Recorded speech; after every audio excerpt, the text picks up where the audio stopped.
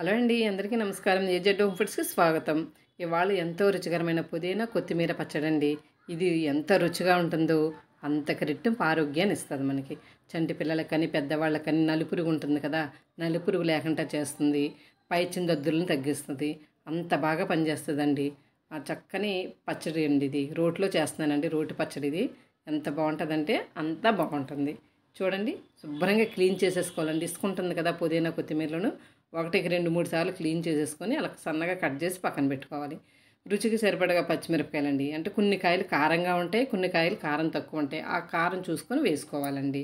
నాట్లు పెట్టి ఉంచుకోవాలి. శుభ్రంగా కడిగేసి నాటు పెట్టుకోవాలి. కొద్దిగా ఆయిల్ పోసుకొని ముందు పుదీనా వేపేసుకుంటున్నామండి. పుదీనా పచ్చి లేకుండా వేపుకోవాలి. పుదీనా ఎంత బాగా వేగితే మనకు అంత రుచిగా ఉంటుందండి పచ్చడి. పచ్చిదనం పోవాలి. ఇప్పుడు కొత్తిమీర కూడా వేసేసుకొని చక్కగా వేపేసుకుందాము. కొత్తిమీర కూడా బాగా వేగిన తర్వాత చూసారా, చక్కగా చాలా తాజాగా ఉందండి కొత్తిమీర కానీ పుదీనా కానీ. అంటే సీజన్ కదండి, ఇప్పుడు చాలా బాగా వస్తున్నాయి ఆకుకూరలు.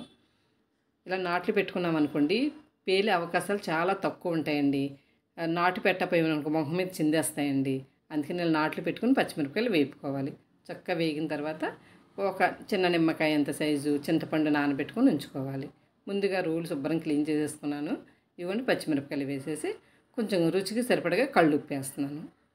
కళ్ళుప్పు వేసామనుకోండి పచ్చిమిరపకాయలు త్వరగా నలిగిపోతాయి.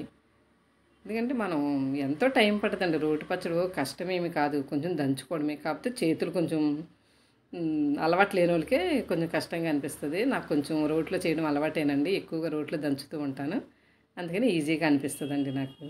కానీ దీని రుచి వేరేనండి. రోట్లో చేసుకున్న రుచి వేరుగా ఉంటుంది. మీకు మిక్సీ పట్టుకుంటే వేరుగా ఉంటుంది. మిక్సీలో రుచి కూడా బాగుంటుంది. అది ఒకటే రకంగా పేస్ట్గా అలా మెత్తగా అయిపోతుంది. ఇలా రోట్లో చేసుకున్నాం అనుకోండి, మనకు కచ్చాపిచ్చిగా చేసుకుంటాం కాబట్టి చాలా బాగుంటుంది. ఇలా నేను చేస్తున్నానా చూడండి, నా ఎదురుగుండా మా మనవరాలు కూర్చొని చిన్న రోలు పెట్టుకుని ఎలా దంచేస్తుందో. అందులో ఇంత కొత్తిమీర పుదీనా వేయించుకుందండి నాతో. ఆ రెండు బాగా దంచేస్తుందన్నమాట నా ఎదురుగుంట కూర్చొని. మధ్య మధ్యలో దంచి తీసి నాకు ఇస్తుంది.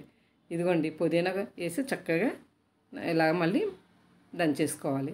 తర్వాత కొత్తిమీర కూడా వేసేసుకోవాలి. రెండు కలిపి బాగా మెత్తగా చేసుకోవాలండి. మెత్తగా అంటే మీకు మిక్సీలో వేసినంత మెత్తగా రాదండో, ఇది కొంచెం బరగ్గానే ఉంటుంది. అలా ఉంటేనే దీని రుచి కూడానండి అంత బాగుంటుంది. అన్నానని కాదు, మీరు ఒకసారి ట్రై చేయండి. మీకు కూడా రోటి పచ్చడి ఎంత బాగుంటుందో మీకు కూడా నచ్చుద్ది బాగా.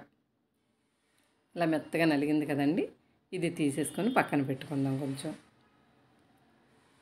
చూసారా, చాలా మెత్తగా నలిగిపోయింది కదా. ఇప్పుడు ఒక అర స్పూన్ జీలకర్ర, ఒక 5-6 ఎల్లుల్లి రేకలు వేసుకొని మెత్తగా దంచుకోవాలి. ఇలా జీలకర్ర ఎల్లుల్లిపాయలు నలుగుతూ ఉంటే వస్తుందండి మంచి సువాసన, చాలా బాగుంటుంది. దానికి తోడు ఆ పుదీనా స్మెల్ కూడా చాలా బాగుంటుంది కదా. కొత్తిమీర స్మెల్ అయితే ఇంకా చెప్పనే అక్కర్లేదు, అంత బాగుంటుంది. నాకైతే చాలా ఇష్టం అండి పుదీనా కొత్తిమీర స్మెల్లు. ఇలా రోట్లో వేసుకొని ఈ ఎల్లుల్లిపాయలు జీలకర్ర పుదీనా కొత్తిమీర నలుగుతూ ఉంటే వస్తుందండి స్మెల్, నోరు ఊరుతూనే ఉంటుందండి, అంత బాగుంటుంది.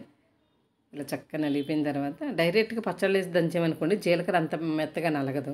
అందుకని పచ్చడి పక్కకు పెట్టుకుని దంచుకుంటే బాగా మెత్తగా నలుగుతుంది. రెండు కలిపి లాస్ట్లో కలిపేసుకోవడమే.